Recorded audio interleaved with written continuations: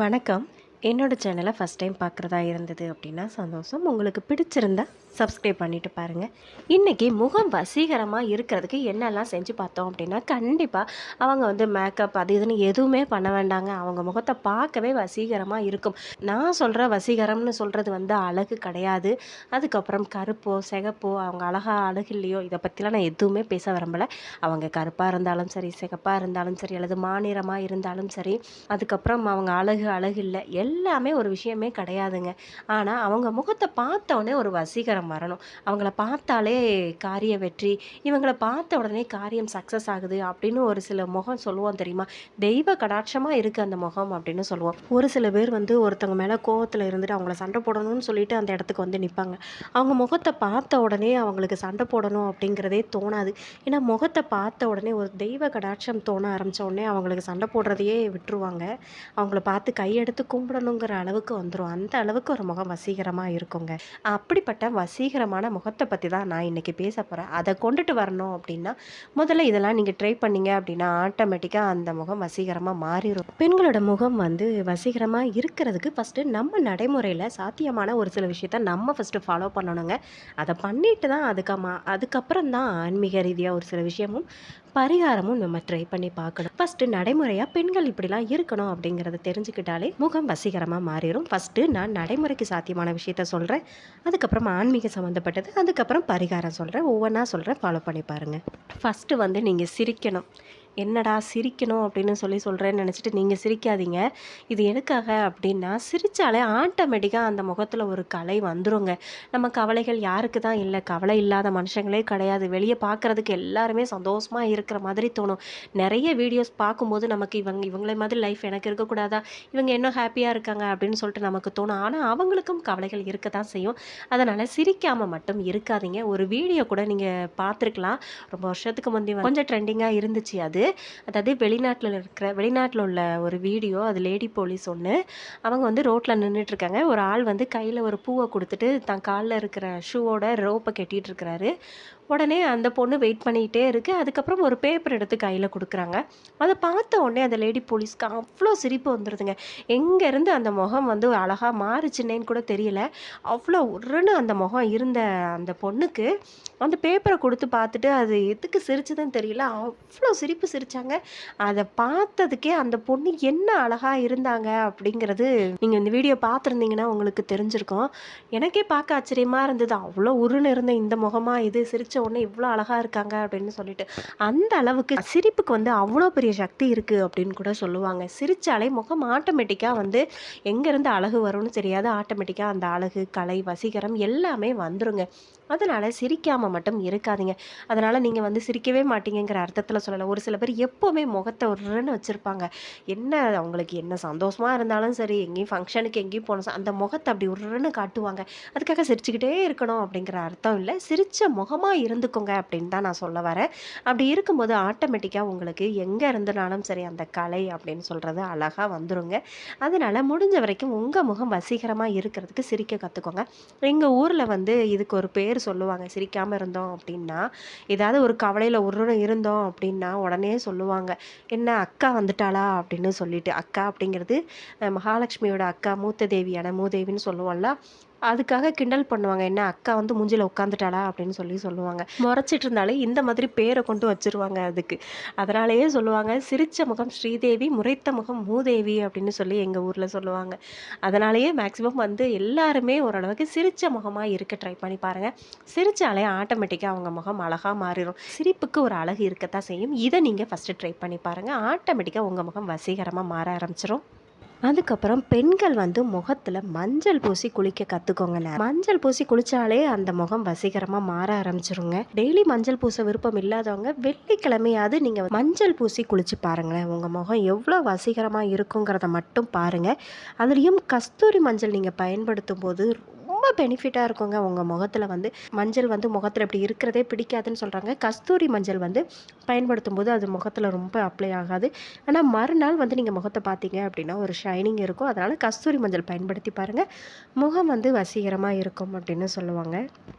அதுக்கப்புறம் இந்த கத்தி பேசாமல், சண்டை போடாமல், அதுக்கப்புறம் கெட்ட வார்த்தைகள்லாம் பேசாமல் இருந்தாலும் முகம் வசீகரமாக மாற ஆரம்பிச்சிருங்க. இதையும் நீங்கள் ட்ரை பண்ணி பாருங்கள்.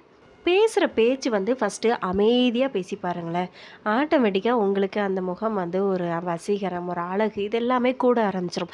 ஒரு சில பேர் வந்து எப்போவுமே கத்தி கத்தி பேசுவாங்க. அவங்களோட வாய்ஸே அவ்வளோ கத்தி இருக்கும். அந்த மாதிரி பேசும்போதே அவங்களுக்கு இருக்கிற அதாவது பொதுவா எனர்ஜிய வேஸ்ட் பண்ணாலே அவங்களோட அழகு, வசீகரம் எல்லாமே குறைஞ்சிரும் அப்படின்னு சொல்லுவாங்க.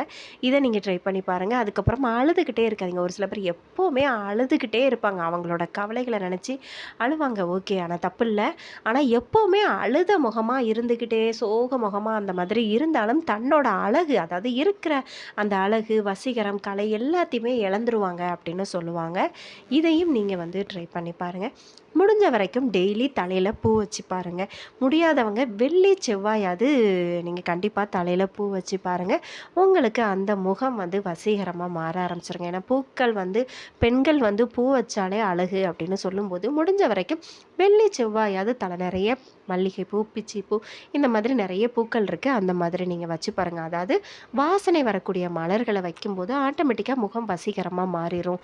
இதுவரைக்கும் நடைமுறைக்கு சாத்தியப்பட்ட ஒரு சில விஷயத்த நான் சொன்னேன். இத நீங்க ட்ரை பண்ணி பாருங்க. கண்டிப்பா உங்க முகம் வசீகரமா இருக்கும். அடுத்து வந்து ஆன்மீக ரீதியாவும் சொல்றேன், பரிகாரமும் நான் சொல்றேன். இதையும் நீங்க கண்டிப்பா ட்ரை பண்ணுவது மூலமா உங்களுக்கு முகம் வசீகரமா இருக்குங்க. மகாலட்சுமி பூஜை பண்ணும்போதும் ஆட்டோமேட்டிக்கா முகம் வந்து அந்த மகாலட்சுமி கடாட்சம் கிடைக்கும் அப்படின்னு சொல்லுவாங்க. ஏன்னா மகாலட்சுமி பூஜை வெள்ளிக்கிழமை தோறும் தொடர்ந்து பண்ண பண்ண அவங்களுக்கு வந்து முகம் வசீகரமா இருக்கும் அப்படின்னு சொல்லுவாங்க. அது மட்டும் இல்ல, சுக்கிரஹோரையில பூஜை பண்றவங்களுக்கும் முகம் வந்து வசீகரமா மாறத் தோணும் அப்படின்னு சொல்லுவாங்க. ஒருத்தங்களுக்கு அழகு, ஆடம்பரம் இது எல்லாமே சுக்கிர பகவானோட ஆசீர்வாதம் இருந்தா அவங்களுக்கு கிடைக்கும் அப்படின்னு சொல்லுவாங்க. அதனால கண்டிப்பா சுக்கிரஹோரையில பூஜை பண்ணும்போதும், மகாலட்சுமி பூஜை பண்ணும்போதும் இது நடக்கும் அப்படின்னு சொல்லுவாங்க. அதுக்கப்புறம் வந்து நான் பரிகாரமா சொல்றேன். குளிக்கிற நீர்லயும் 1 ஸ்பூன் கல்லுப்பு போட்டுட்டு நீங்க குளிச்சு பாருங்க. கண்டிப்பா உங்க முகம் வசீகரமா இருக்கும். அதுக்கப்புறம் வந்து நீங்க நைட்டு படுக்கும்போது என்ன பண்ணணும் அப்படின்னா, நெய் 1 சொட்டு எடுத்துக்கோங்க. அத முகம் ஃபுல்லா நல்லா அப்ளை பண்ணிக்கோங்க. அதுவும் வந்து பசு நெய்யா இருக்கணும். அத பார்த்துக்கோங்க. கடையில லோக்கல் பாக்கெட்டு இதெல்லாம் வாங்கிராதீங்க. இது பசு நெய் தான் அப்படின்னு ஒரு ஒரு நம்பிக்கை வந்துச்சு அப்படின்னா, அந்த பசு நெய்ய எடுத்துட்டு முகம் ஃபுல்லா தடவிட்டு நான் சொல்றேன் இந்த மந்திரத்த நீங்க சொல்லி பாருங்க. இந்த மந்திரம் வந்து மகாலட்சுமி மந்திரம் அப்படின்னும் சொல்லப்படுது. அதாவது வசீகரமா இருக்கக்கூடிய மகாலட்சுமி மந்திரம் அப்படின்னும் சொல்லப்படுது. இத வந்து நைட்டு நீங்க தூங்குறதுக்கு முன்னக்கூட்டி 1 டிராப்ஸ் நெய் எடுத்து, அதுவும் பசு நெய் மட்டும் தான் இதுக்கு பயன்படுத்தணும். பசு நெய் 1 டிராப்ஸ் எடுத்துட்டு, இது நெய் வந்து இதில முக்கியம் கிடையாது. அதிகமா கூட எடுக்க வேண்டாம். ஒரு 2, 3 டிராப்ஸ், அதாவது குழந்தைகளுக்கு பில்லர் யூஸ் பண்ணுவோம்ல, அதில கூட நீங்க வச்சு ஒரு 3 டிராப்ஸ் எடுத்துக்கோங்க. 1 அல்லது 3 எடுத்துட்டு, இத முகத்தில தடவிட்டே, அதாவது நீங்க எத்தனை தடவை தடவுனாலும் சரி, இதுக்கு வந்து சர்க்குலர் மோஷன்ல தான் தடவணும் அப்படிங்கிற இதெல்லாம் இல்ல. நீங்க சும்மா முகத்துல இத தடவிட்டே ஓம் க்ளீம் ஓம் இந்த மந்திரத்தை சொல்லிட்டே நீங்க தடவிக்கோங்க. முடிஞ்சது நீங்க ஒரு 108 அல்லது 51 கூட ஓகேங்க. இதை தடவிக்கிட்டே நீங்க அப்படியே சொல்லிட்டே இருங்க. இதை நான் மந்திரத்தை ஸ்க்ரீன்ல கொடுக்குறேன் பாருங்க. இந்த மந்திரம் தாங்க ஓம் க்ளீம் ஓம். இது வந்து அவ்வளோ பவர்ஃபுல்லாக இருக்கும் அப்படின்னு சொல்லப்படுது. இந்த மந்திரத்தை நீங்கள் சொல்லுங்கள். எனக்கு நெய் வந்து பயன்படுத்த விருப்பம் இல்லை, எனக்கு பயமாக இருக்குன்னு சொல்கிறவங்க கண்டிப்பாக நீங்கள் வந்து தேங்காய் எண்ணெய் யூஸ் பண்ணிக்கோங்க. அதுவும் செக்கு ஆட்நெய், அதாவது கெமிக்கல் எதுவுமே இல்லாமல் இருக்கும்ல, அந்த தேங்காய் எண்ணெய் எடுத்து இந்த ஓம் க்ளீம் ஓம்ங்கிற மந்திரத்தை சொல்லிவிட்டு முகத்தில் தடவிட்டு நைட்டு படுத்துக்கோங்க. நெய்யாக இருந்தாலும் ஓகே. நெய் வந்து ரொம்ப சக்தி, அதனால் அதை சொன்னேன். நீங்கள் இதை ட்ரை பண்ணி பாருங்கள். அதுக்கப்புறம் காலையில் எழுந்திரிச்சு நீங்கள் எப்போ மாதிரி வாஷ் பண்ணிக்கோங்க. இது அவ்வளோ சக்தியாக இருக்குங்க. இந்த பரிகாரம் நீங்கள் செய்கிறதன் மூலமாக உங்களுக்கு வந்து ரெட்டிப்பு பலன் கிடைக்கும் அப்படின்னு சொல்லுவாங்க. இன்னொரு பரிகாரம் என்ன அப்படின்னா, பௌர்ணமி நாள்லங்க. பௌர்ணமிங்கிறது உங்கள் எல்லாருக்கும் தெரியும், முழுநிலவு சந்திர பகவான் அழகு அப்படிங்கிறது. அந்த பௌர்ணமி அன்னைக்கு நீங்கள் என்ன பண்ணணும் அப்படின்னா, பௌர்ணமி அன்னைக்கு 1 கிளாஸ் தண்ணி, அது வந்து பவுலு, கண்ணாடி பவுல் எதுவாக இருந்தால் கூட ஓகே, 1 கிளாஸ் தண்ணி வந்து பௌர்ணமி அன்னைக்கு உங்கள் வீட்டு மொட்டை மாடியில் இருந்தாலும் சரி, அல்லது உங்கள் வீட்டு வாசலில், அதாவது கொஞ்சம் கேட்லாம் வச்சுட்டு நீங்கள் வாசலில் வச்சுருந்துருப்பீங்களா, அந்த மாதிரி இருந்தாலும் சரி, அல்லது உங்கள் வீட்டு வாசல் ஏதாவது திண்டு மாதிரி இருந்துச்சு அப்படின்னா கூட அதில் கூட அந்த தண்ணியை நீங்கள் வந்து ஓப்பனாக வச்சுருக்கணும். ஓப்பனாக வச்சுட்டு, அதாவது மொத்தத்தில் அந்த பௌர்ணமி அந்த நில ஒளி வந்து அந்த தண்ணியில் படணும். அந்த கிளாஸ் தண்ணியில் வந்து நீங்கள் என்னெல்லாம் போடணும் அப்படின்னா, கண்டிப்பாக உங்கள் குலதெய்வத்தை நினச்சி ஒரு பிஞ்சுன்னு சொல்லுவோம்ல, அந்த 2 விரலில் எடுக்கிற அளவுக்கு உங்கள் குலதெய்வத்தை மனசார நினச்சிட்டு அதில் வந்து விபூதி 1 சொட்டு போடணுங்க. கண்டிப்பாக இது எதுக்காக அப்படிங்கிறத நான் அடுத்து சொல்கிறேன். விபூதி கண்டிப்பாக அதில் இருக்கணும். அதுக்கப்புறம் துளசி மெயினாக இருக்கணுங்க. இதை ஞாபகம் வச்சுக்கோங்க. துளசி ஒரு 3 இலை அந்த மாதிரி இருந்தாலும் சரி கண்டிப்பாக துளசி அதில் போடணும். பன்னீர் ரோஜா ரொம்ப முக்கியம். அது வந்து 2, 3 இதழ் அந்த மாதிரி இருந்தாலும் ஓகே. கண்டிப்பாக பன்னீர் ரோஜா அதில் போட்டிருக்கணுங்க. அதுக்கப்புறம் நீங்கள் உங்ககிட்ட மறிக்கொழுந்து அது கிடச்சிது அப்படின்னா ஓகே. இது ஆப்ஷன் தான். உங்களுக்கு வந்து இது 2ம் கிடைக்கல அப்படிங்கிற பட்சத்தில் கூட மறிக்கொழுந்து நீங்கள் கிடச்சிது அப்படின்னா போட்டுக்கோங்க. நீங்கள் வந்து அதை வாசலில் வைக்கிறதுனால உங்கள் வீட்டு குலதெய்வத்தை நினச்சி ஒரு பிஞ்ச் விபூதி வச்சுருப்பீங்கள்ல, அது எதுக்காக அப்படின்னா, ஏதாவது கெட்ட சக்தி இதெல்லாம் அந்த மாதிரி வர்ற நேரம் வந்து அந்த தண்ணியை பார்க்குற ஒரு இது இருந்தது அப்படின்னா, அதனால் அதில் விபூதி போட்டிருந்தீங்க அப்படின்னா அது வந்து அதுக்கிட்ட வராது அப்படிங்கிறதுனால தான். அதாவது இதை நீங்கள் வந்து முகத்தை வாஷ் பண்ண போகிறீங்க அப்படிங்கிறதுனால உங்கள் குலதெய்வத்தை நினச்சி கண்டிப்பாக அதில் ஒரு பிஞ்ச் நீங்கள் கையில் எடுக்கிற அளவுக்கு விபூதியை போட்டுட்டு தான் நீங்கள் இதை வந்து பௌர்ணமி நிலாவில் அந்த வெளிச்சத்தில் கொண்டு நீங்கள் வைக்கணும். அப்படி வைக்கும்போது எந்த நெகட்டிவோ துர்சக்தியோ அது வந்து அந்த பௌர்ணமி இதில் அந்த கிளாஸை சுற்றி எதுவுமே வராது அப்படிங்கிறதுக்காக நீங்கள் அதை வச்சுட்டு அதை ஒரு நாள் ஃபுல்லாக அந்த பௌர்ணமி நிலா அன்னைக்கு அது ஃபுல்லாக அந்த இடத்துல இருக்கட்டும். மறுநாள் காலையில் நீங்கள் எப்போ மாதிரி வீட்டில் ப்ரஷ் பண்ணிவிட்டு அப்போது நீங்கள் ஃபேஸ் வாஷ் பண்ணிக்கோங்க. பண்ணிவிட்டு அதுக்கப்புறம் உங்கள் வீட்டில் நீங்கள் அந்த வச்சுருப்பீங்கள்ல அந்த கிளாஸ் தண்ணியை எடுத்துட்டு அதை முகத்தை ஃபுல்லாக நல்லா தெளித்து விடணும். அதாவது இந்த கோவிலெல்லாம் தண்ணி எறிவாங்க அப்படின்னு சொல்லுவாங்க தெரியுமா? அப்படி மூஞ்சில் அப்படி தூக்கி எறிகிற மாதிரி தண்ணியை பண்ணுவாங்க தெரியுமா? அந்த மாதிரி உங்கள் முகத்தில் வந்து அந்த மாதிரி நீங்கள் பண்ணணும். அல்லது உங்கள் வீட்டில் இருக்கிற யாரையாவது வச்சு கூட அந்த தண்ணியை ஒரு 3 தடவை நீங்கள் தெளிக்கணும் உங்கள் முகத்தில். இது வந்து எனக்கு ஒரு பெரியவங்க ஒருத்தவங்க சொன்னாங்க. இது பண்ணீங்க அப்படின்னா அதனால் பௌர்ணமி வெளிச்சத்தில் இந்த தண்ணீரை வச்சு நீங்கள் முகத்தை வாஷ் பண்ணிட்டு வரும்போது உங்கள் முகம் வசீகரமாக இருக்குங்க. இதை நீங்கள் ட்ரை பண்ணி பாருங்கள். அதுக்கப்புறம் கல்லுப்பை வச்சு நீங்கள் அடிக்கடி சமையல் பண்ணும்போதும் இந்த வசீகரம் கிடைக்கும் அப்படின்னு சொல்லுவாங்க.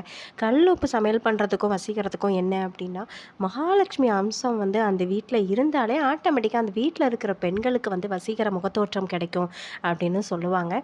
அதனால் சமையலுக்கு வந்து முடிஞ்ச வரைக்கும் பொடி உப்பு அந்த மாதிரி நீங்கள் யூஸ் பண்ணாமல் கல்லுப்பு பயன்படுத்தி பாருங்கள். கல்லுப்பை வச்சு திருஷ்டி எடுக்கிறது உங்கள் எல்லாருக்கும் தெரிஞ்சது தான்.